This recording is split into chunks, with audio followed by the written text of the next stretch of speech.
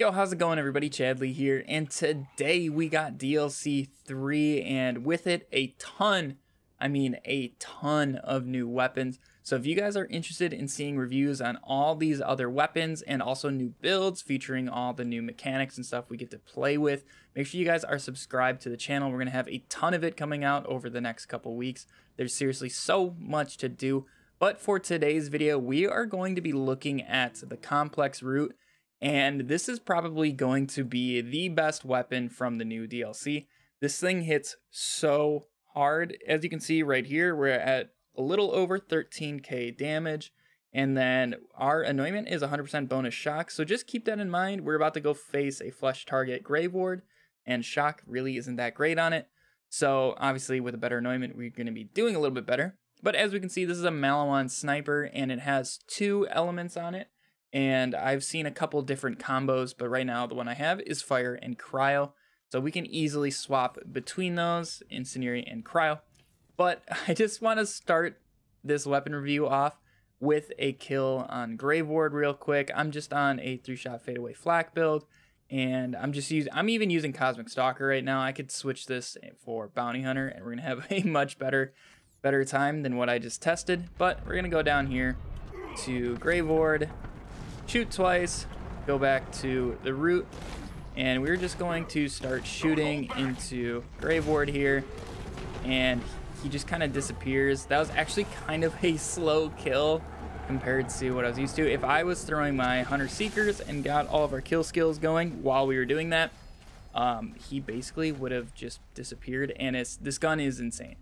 Basically what this thing does is it shoots a 2-round burst, and it's going to leave these kind of like triangle zigzagging pattern bullets there, and then once those explode, you deal just ridiculous amounts of damage. It's insane. We're gonna take it over into the Malawan takedown and just kind of see how it does on the mobbing sections in there. So if you guys want to know where to get this weapon, you're gonna have to travel to Ashfall Peaks, and then over here there is going to be a crew challenge, and you got to kill Lonnie Dixon, and she actually drops it pretty often. I got it most of the times I killed her, so it's not super difficult to farm. Hopefully your luck is as decent as mine. Normally mine's not too great, so I don't think you guys will have much trouble farming it, but you can just kind of run up. There's a save point right down here at this little bridge. You can run around, or there's like a little jump you can do up onto the cliff. Whatever's easiest for you, either way does not take very long.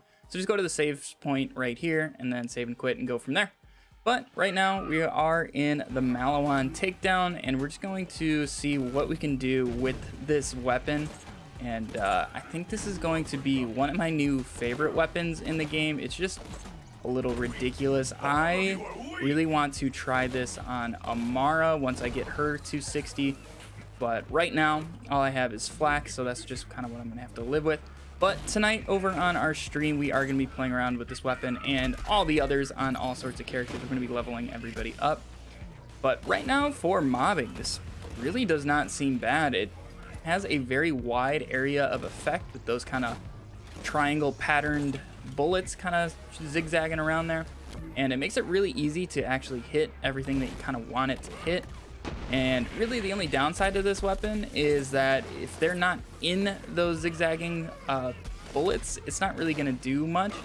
So if they're quick moving enemies, they can easily get out of it. And right now we are being a flak, but that's fine. Yeah, I just switched over to rack attack so we could have our bonus elements at all times, and I definitely think that was the way to go, because it is much better when you have your bonus elements up with this thing, as it does seem like we are getting more of those zigzags with more bonus elements. So that is something to note and play around with. All right, let's move on to the Kraken here. I switched over to the cryo side of this weapon, and let's see what we can do. And the Kraken's basically gone. Unfortunately, he still did get his missiles off. So like with flak, that's something you normally want to do, is get the kill before all those missiles start raining down and kill you, because they also don't care if you're in fadeaway if you are running that.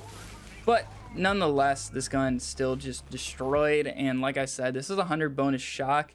If we had a different anointment, we'd be much better off killing these flesh and armored targets that we saw me kill here in this video. Also, it would have helped me kill that Kraken if I didn't have bonus radiation incendiary. I forgot to switch over from our Grave Ward fight, but nonetheless, still just kind of rocked through him and no big deal. So yeah, guys, that is the complex route. I highly recommend going and farming this weapon, as this thing is going to probably be a staple in a lot of builds right now in Borderlands 3. This thing just deals so much damage. It's super nice. So guys, thank you so much for watching this video. Like I said, if you're interested in seeing any more weapon reviews or new builds coming out here in the near future, make sure you guys are subscribed to the channel. Also, if you did enjoy the video, make sure to leave a like on it.